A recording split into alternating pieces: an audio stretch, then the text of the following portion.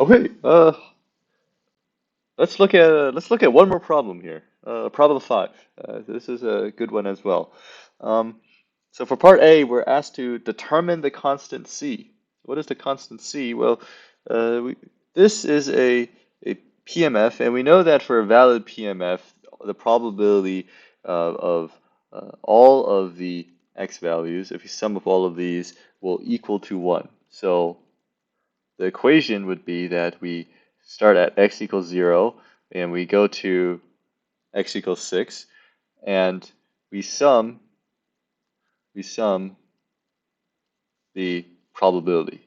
And this would be, 0.9 plus c, or let's take the c to the outside, 1 plus, or yeah, this would be 1 plus 1/2 plus 1/3 plus blah blah blah plus 1/6. And you could do the math here. You solve for c, you get 2 over 49. Okay, so we found the constant c. And now we're given another random variable. This random variable is defined as y equals x minus 1, and we're asked to find the expected value of y. One common thing that I was seeing a lot of students do is they were trying to use the linearity principle, which is good. Um, it's a good effort. They were trying to define the expectation of y as the following. And unfortunately, this is a great principle or property of expectations, but it's only good for linear functions. So y must be a linear function of x. And y is not a linear function of x, obviously, because this won't work. And but it is not obvious to see why it is not a linear function, because when you first look at this equation here, if we just plot out x and y, it looks like a linear function. But we recognize that there's a little bit more to this, right? A little more to this. That this y equals x minus 1 is only valid for when x is equal to 1, and so when x equals 1, this is valid, um, and so on and so forth. But at x equals 0, and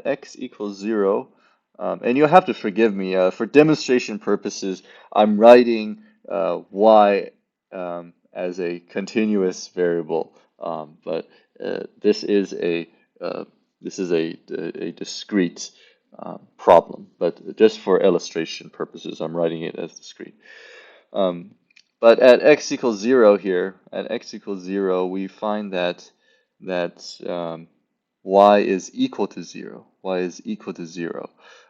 But if we plug in x equals 0 to this function here, then we'll find that y is equal to -1. And so there are essentially two linear pieces that is representing the random variable y. We have this piece right here, and then we have the y minus 1 piece, as if x is greater than 1. And this is what we describe as a piecewise linear function. And you surely have seen these before. The piecewise linear functions are functions that are composed of linear elements, but no one single line can fully illustrate the function. And so, long story short, you can't use the linearity principle in this question. But make sure to check on future problems if you can. If it's linear the whole way, then definitely feel free to use this property here. And okay, so how do we do this if we can't use the linearity principle? Well, we simply the formula is you can write it in mathematical notation, but it's basically equal to the probability times the value, right? We want the probability times the value. Um, and we need to find what are, and we sum this. We sum the combination of the products of the probability times the value over all of the value, all values, all possible values of y. So what are all possible values of y?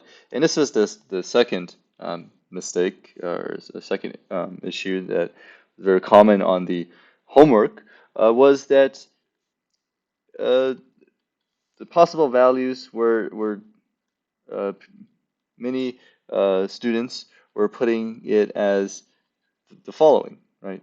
They're saying that these are the possible values of y, and this would be uh, incorrect because y is defined as x minus 1. So we need to remove we need to subtract 1 by all of these x values here. So these are our x values, but our y values are going to be 0, 1, 2, 3, 4, and 5 because y is equal to x minus 1. Now, intuitively, uh, why this is the case is because when you buy buy an insurance plan, there's a deductible. What a deductible is for, let's say, the first $500 you lose, the insurance company doesn't pay. You have to cover it from your own pocket.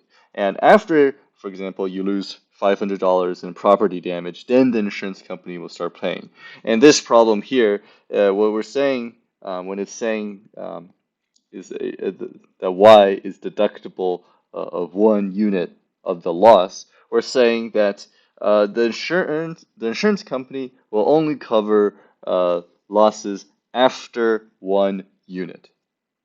So, because the insurance companies are crafty, they know that most of the highest probability of any loss is just one loss. It's not a big loss; it's a small loss. So, they're crafty like that. But I digress. What we're going to do here is now that we know the values of y, then we can plug in the we can find the expectation. And so what is the probability that y equals 0? Well, we don't need to worry about it because the value 0 times the probability is 0. So we don't need to worry about it. What is the probability that y equals 1? With the probability that y equals 1, this is what the insurance pays. This is your loss, right? The probability that that y equals 1 corresponds to the probability of x equals 2. So if the insurance needs to pay y equals 1, that's the same thing as saying that you lost 2. And what is that probability? That probability is going to, well, the value is 1 times the probability is going to be c over 2. C over 2. Okay. And then what's the probability that y will equal 2? Well, that's the same thing as saying that that x equals 3. That x equals 3, and that probability, the value is going to be 2, and the probability is going to be c over 3. And then you could go on and on and on, and eventually you'll hit y equals 5. The value is 5, and the probability is going to be c over 6. And so, again, to reiterate, the intuition behind this is that you're basically mapping uh, the y value to a probability of a certain x value.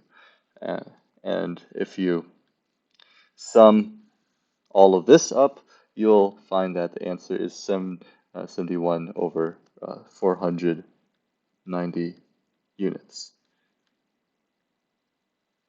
Okay, so I assume the insurance company is making a profit here.